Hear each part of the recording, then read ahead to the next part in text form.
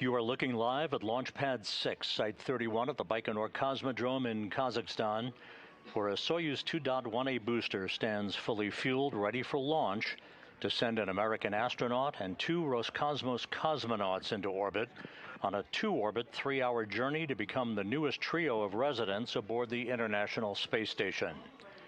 Happy Thanksgiving from Mission Control in Houston and the International Space Station Flight Control Room as countdown clocks tick backward for the launch of the Soyuz MS-28 spacecraft atop its Soyuz booster at 3:27 and 57 seconds a.m. Central Time, 4:27 and 57 seconds a.m. Eastern Time, 2:27 and 57 seconds p.m. at the launch site in Baikonaur, where the skies are partly cloudy, temperatures in the mid-40s Fahrenheit. Earlier today, the Soyuz booster was fueled for launch by engineers at Baikonaur, a process that was completed a few hours ago. The launch control team in Baikonaur reports all systems are go for launch, no issues being worked as the countdown enters its final phase. Here in Mission Control, the team is monitoring the work of the Expedition 73 crew as well as station systems on the International Space Station and is preparing to support the arrival of Soyuz MS-28 later today. The station population will increase temporarily from 7 to 10 with the addition of NASA astronaut Chris Williams and his Roscosmos crewmates, Soyuz Commander Sergei Kudzverchkov and Flight Engineer Sergei Mikheyev.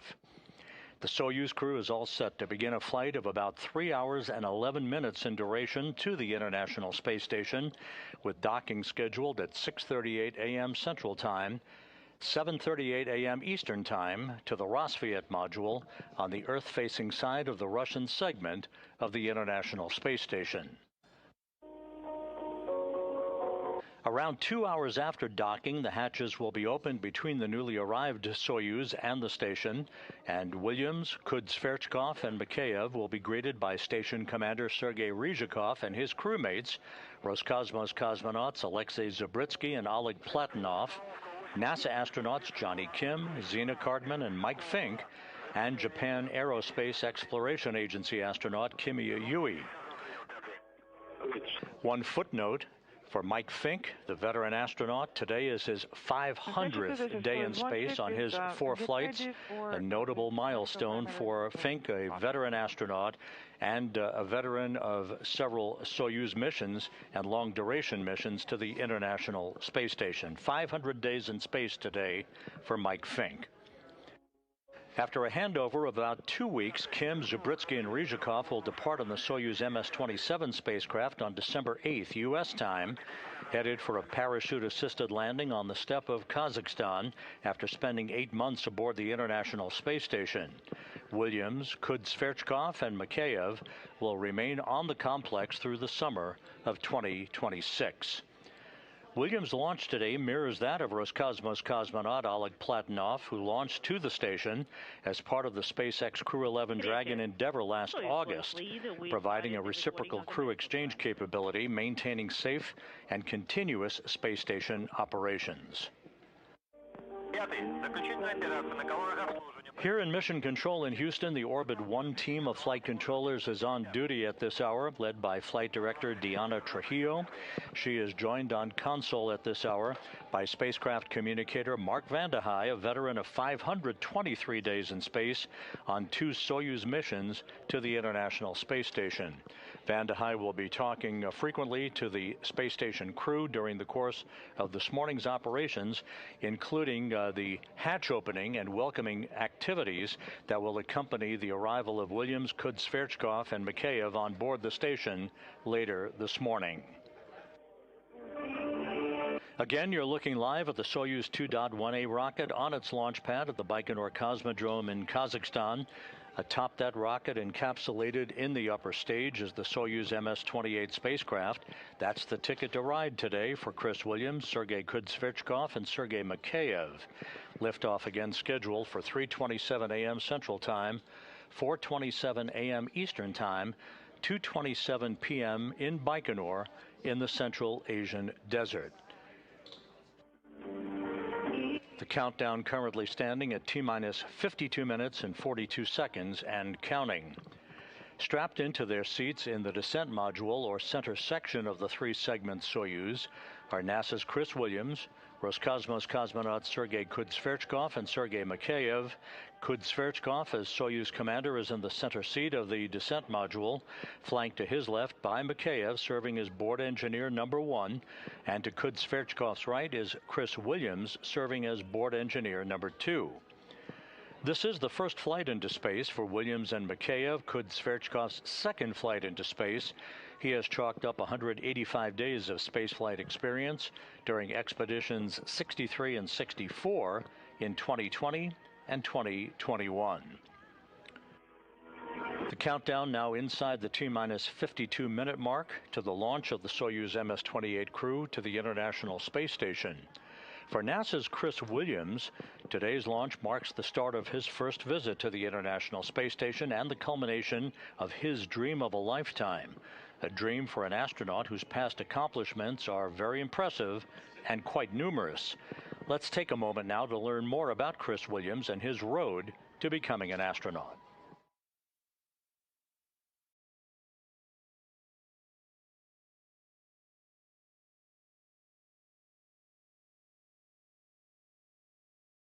The Soyuz rocket stands 162 feet tall, weighs about 640,000 pounds, and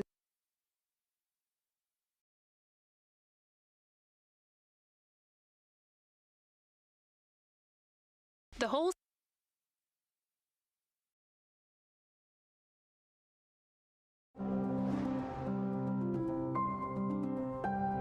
You know, I'm not entirely sure what was the initial spark for wanting to join Scouts, but my grandfather had been involved in the Boy Scouts, and when I was little, I loved the idea of the outdoors and going camping and kind of just this idea of like exploration. As a kid, you got the opportunity to be a leader, so you know, you as a middle schooler or high schooler were in charge of helping to get another group of your peers, you know, successfully through a weekend where you have to figure out what food you're gonna bring, make sure that everybody has a place to sleep, and make sure that you guys are all having fun. There's sort of a structure in Scouts where you have these different ranks and all of these sort of different milestones that you can work towards and achieve. And I think having the ability as sort of a kid to set these very clear goals, but also goals that are very achievable, where you can learn some really interesting things along the way. You know, merit badges, and I remember doing an astronomy and a space exploration merit badge, but also in other areas, first aid, that sort of, a lot of just good life skills that, you know, it kind of helps guide you towards, which I thought was really fun, and I really enjoyed doing as a kid. As a kid, I was always fascinated with space exploration. And understanding how the universe works, I wanted to be a physicist. So I wanted to study the stars, study astronomy and astrophysics. So what is astrophysics? To me, it really means using the laws and rules of physics to try to understand and explain how the universe works around you. So what I was working on for my PhD thesis was trying to build a new radio telescope that could help shed some light on the first few 100 million years of the universe's history, before the first stars and galaxies formed, so we could understand how that process happened. So this is kind of, they call it the dark ages of the universe. I jumped on with a group at MIT that was working on this, and I loved working with radio telescopes and radio instrumentation. And we were actually working on building a new radio telescope out in the middle of the desert in Western Australia. The idea to kind of go out into the field, work on building a new instrument to open up a new window on the universe just seemed really exciting to me. Even though a radio telescope, it may be a bunch of dishes, or in the case of the experiment I worked on, a bunch of just wire antennas laid out over the ground, you can actually use math to turn those signals into an image and a picture of the sky, which is absolutely fascinating. After graduating from college, I decided I wanted to do something to really give back very directly to my community, and there was a volunteer fire department down the street. Worked as a volunteer firefighter and EMT for a little bit. You know, I was finding a ton of satisfaction in this volunteer work that I was doing, where through medicine I was being able to really give back and help people on their worst day. So I made a little bit of change in my career after graduate school, and I jumped into the medical physics career. I said, maybe this is something where I can take my love and my passion for physics and use it to help people. It was great because it had a ton of parallels to the work I'd done in astronomy. The math, for instance, that you use to create an image from an MRI scanner is the exact same math that's used to create an image with a radio telescope.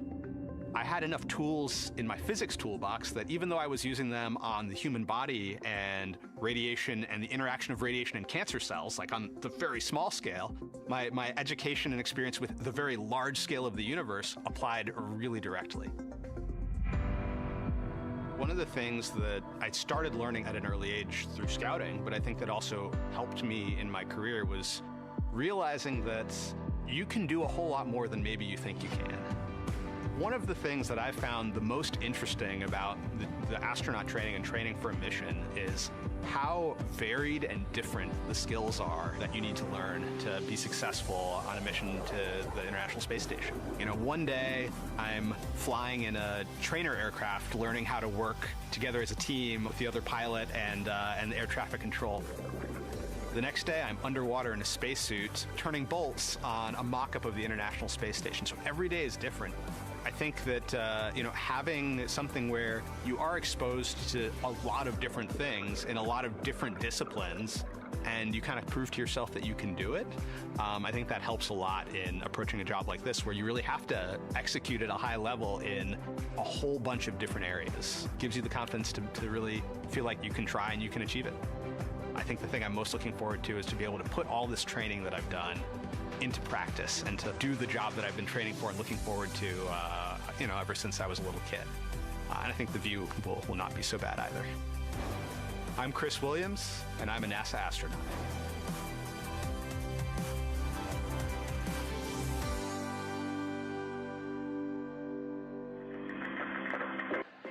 If you're just joining us, you're looking live inside the Soyuz MS-28 descent module on the launch pad at Site 31 of the Baikonaur Cosmodrome in the Central Asian Desert.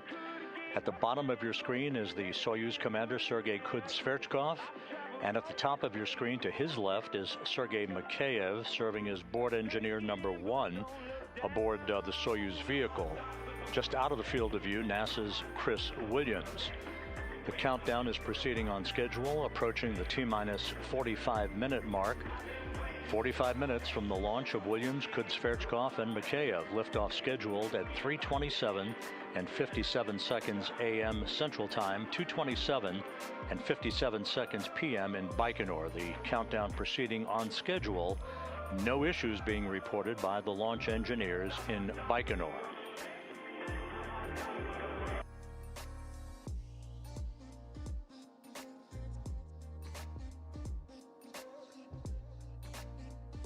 Of their Soyuz spacecraft. As the 3 crew members completed their training, the Soyuz MS-28 spacecraft was encapsulated into the upper stage of the Soyuz booster in the integration building last week. After the 3 stages of the Soyuz booster were mated together, the rocket began its trek to the launch pad shortly after sunrise on Monday, transported to the pad horizontally on a rail car in a process that took about 30 minutes to complete. You just saw that video a moment ago. Once at the pad, the Soyuz was raised hydraulically to its vertical position for final pre-launch preparations that have been ongoing for the past 3 days. And now a good view of Chris Williams in the right-hand seat, right on cue, providing us with a wave from inside the descent module in the Soyuz MS-28 spacecraft. As we monitor countdown clocks ticking backward for the launch of the next crew to the International Space Station just 43.5 minutes from now,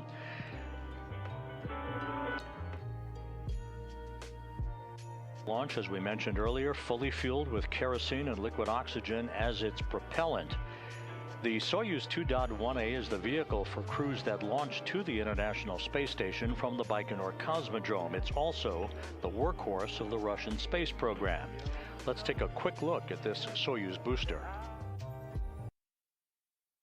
The Soyuz rocket stands 162 feet tall, weighs about 640,000 pounds, and consists of the Soyuz spacecraft inside a protective shroud at the top and the 3-stage Soyuz 2.1A booster below.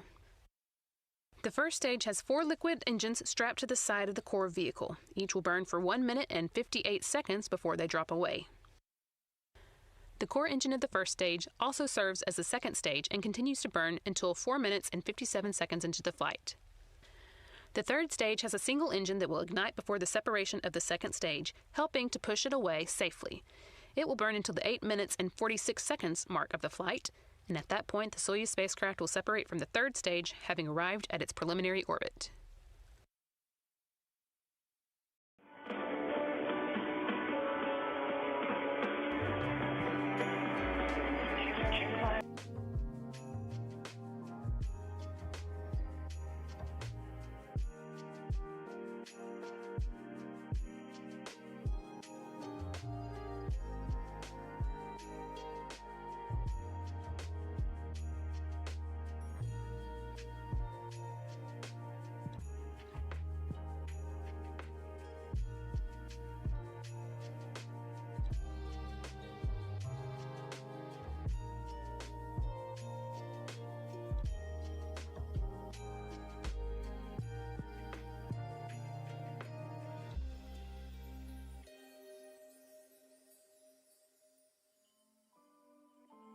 a.m. Central Time, 4:27 and 57 seconds a.m. Eastern Time.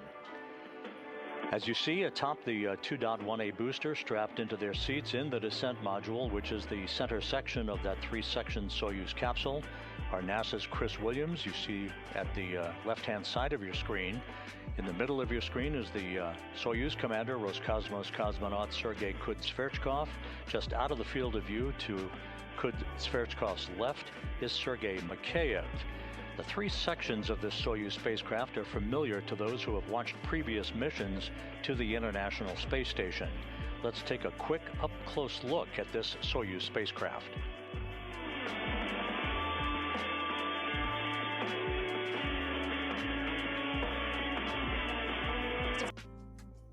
The descent module, situated in the middle of the Soyuz vehicle, contains customized seats for the crew members during launch, entry, and landing, and contains all the controls and displays necessary for the flight.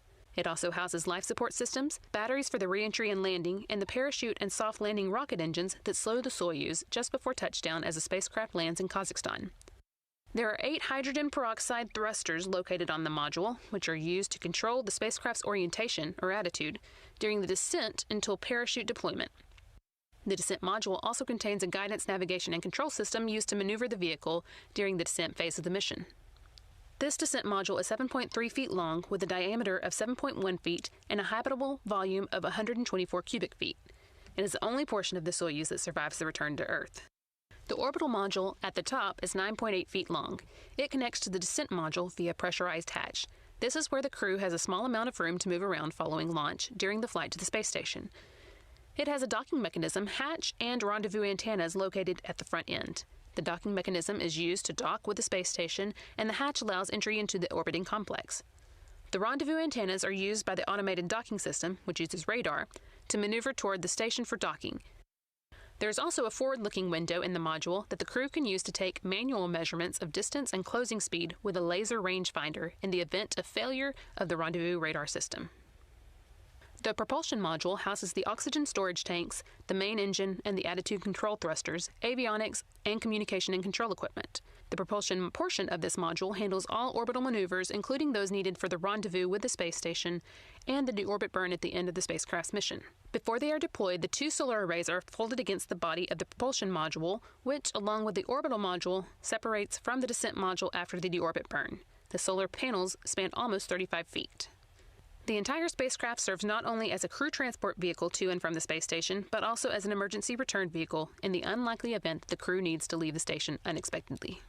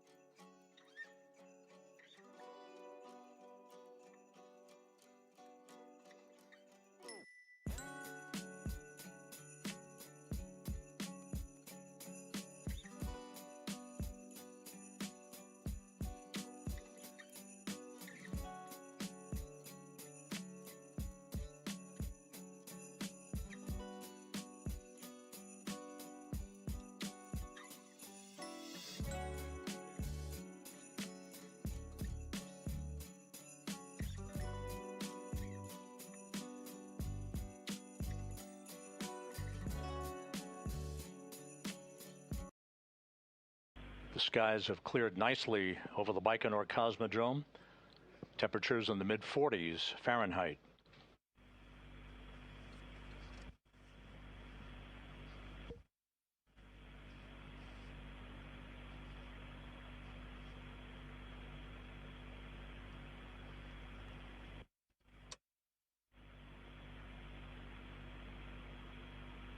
All quiet here in Mission Control in Houston. The Orbit 1 team of flight controllers watching over the systems of the International Space Station in anticipation of the arrival of Williams, Kudzverchkov, and Mikheyev a few hours from now. T-minus 3 minutes and counting. Go for vent valve cycling. Oxidizing fuel drain. Safety valve. Launch vehicle closed.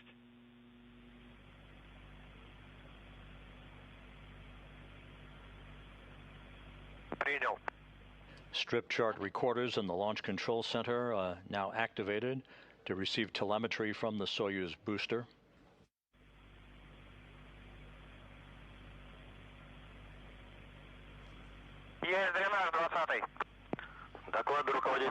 Go for vent valve cycling. I copy the report. T-minus 24 seconds, 2 minutes and 24 seconds and counting. The ground propellant feed in the process of being terminated to the rocket. Copy 70. We have overall pressurization. 3070. Ground. T-minus 2 minutes and counting. The booster tank's now pressurized for flight. Copy. I copy the report.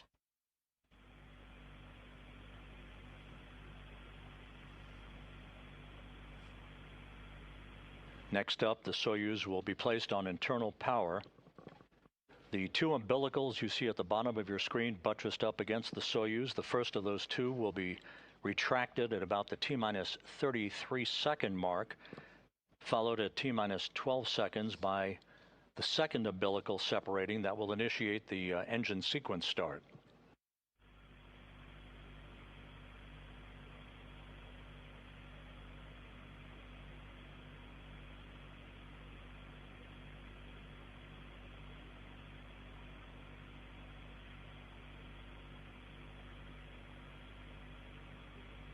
Coming up on T-minus 1 minute. Mark, T-minus 1 minute and counting.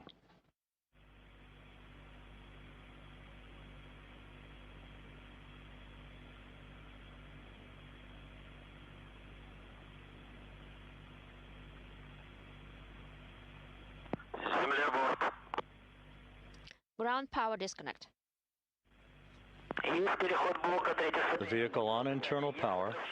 T-minus 34 seconds and counting. The first umbilical now retracting. First umbilical tower from booster.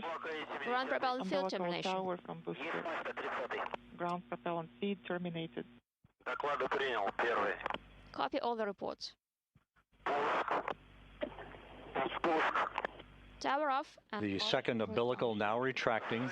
Standing by for engine sequence start. We have main engine ignition. Preliminary, intermediary. Second umbilical tower. T-minus 4 seconds. 3, 2, 1. Flight speed. Engines at maximum. And liftoff. Holiday travel underway for the rocket ride to the International Space Station. Maximum. Control system parameters nominal. Flight. All onboard systems are nominal. All onboard systems are nominal. Good first stage performance reported from the blockhouse in Baikonaur.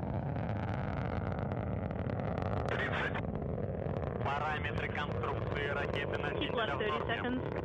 30 seconds into the flight, the Soyuz booster arcing out to the northeast from the Baikonaur Cosmodrome. Good roll, pitch, and yaw program, good structural stability on the rocket.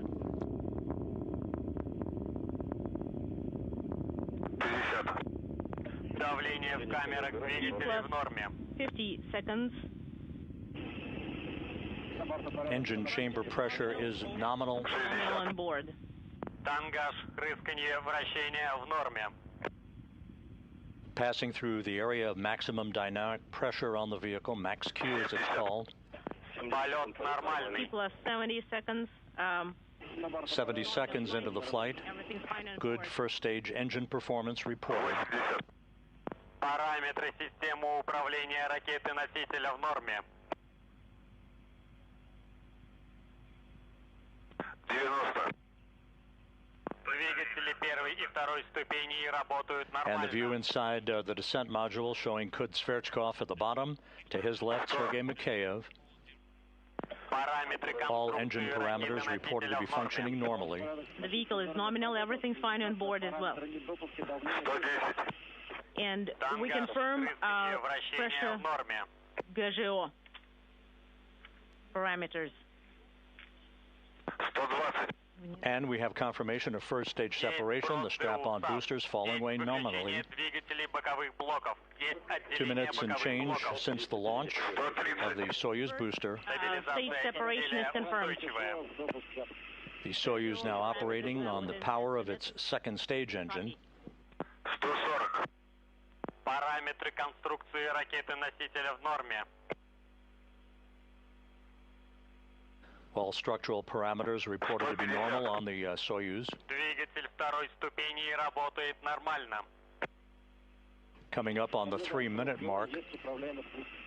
We confirm Есть сброс створок головного обтекателя. The launch shroud encapsulating the Soyuz booster, the Soyuz spacecraft, has now been jettisoned. Стабилизация изделия устойчивая. 3 minutes into the flight, this view from the camera on the upper stage of the Soyuz 2.1A booster. and we confirm everything's Параметры fine on board. конструкции ракеты-носителя в норме.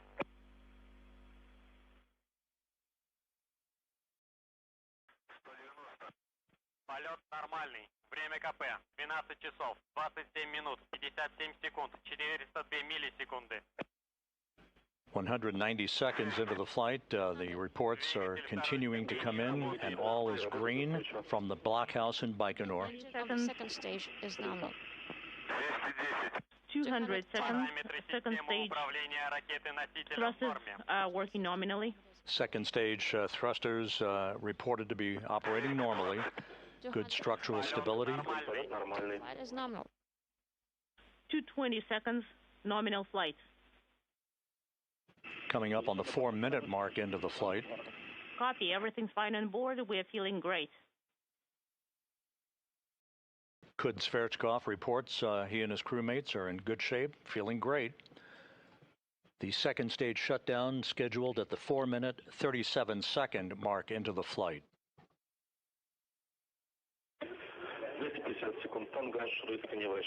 T plus 50.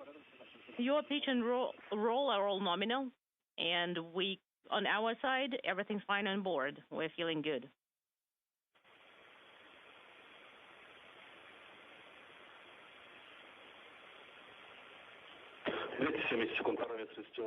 T plus 270 seconds.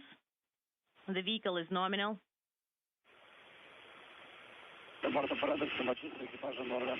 Everything's fine on board. We're feeling good.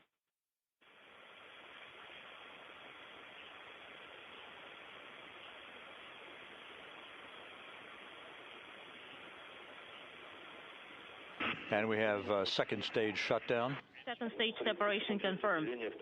Copy. Second stage separation is confirmed. Lower skirt has been separated. The third stage engine now propelling the Soyuz to its preliminary orbit, providing 67,000 pounds of thrust. This burn will continue until about the 8-minute 46-second mark, when it will shut down and the Soyuz will be placed into its preliminary orbit. The vehicle is nominal. Copy. Everything's fine on board.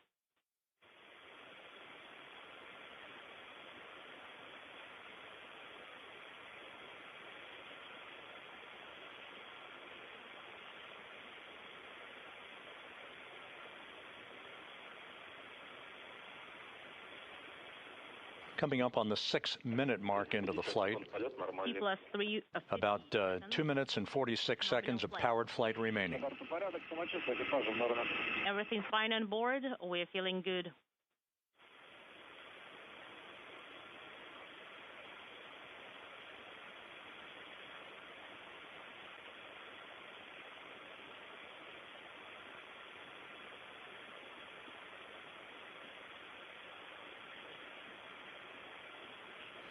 good reports on the performance of the third stage engine.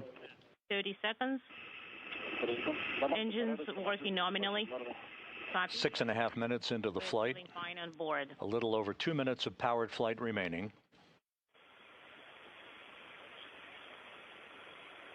Liftoff time was confirmed at 3:27 and 57 seconds a.m. Central Time, 2:27 and 57 seconds p.m. at the launch site in Baikonaur.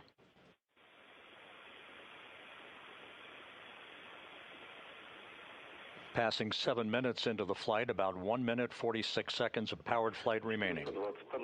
T plus 420 seconds. Your pitch and roll are all nominal. Copy. We're feeling good.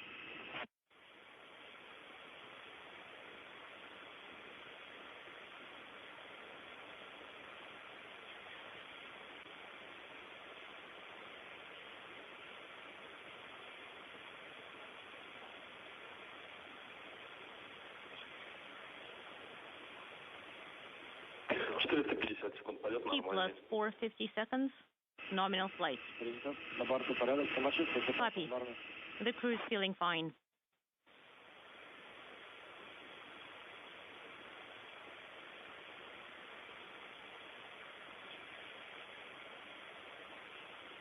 We're approaching the 8-minute mark into the flight, less than a minute of powered flight remaining.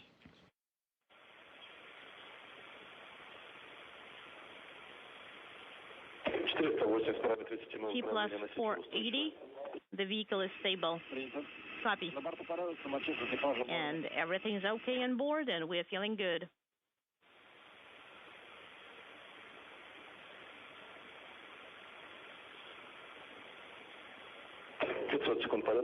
T plus 500 seconds.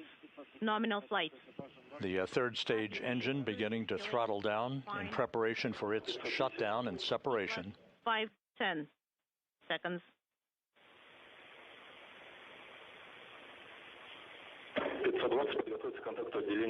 T plus 520. Third stage. Get ready for third stage separation. And we have third stage shutdown and separation. A nominal ride uphill for Williams, Kudzverchkov, and Mikheyev. We'll be watching momentarily for the deployment of the solar arrays and the navigational antennas on the MS-28. And there they go. And we now have confirmation that the arrays and navigational antennas have all been deployed normally. A perfect ride uphill for the soon-to-be newest trio of residents of the International Space Station. We confirm a third stage separation was nominal. Great. Now close RPV 1 and 2. So that's going to be parameters 21. Copy. RPV 1 is closed. Unintelligible. Repress.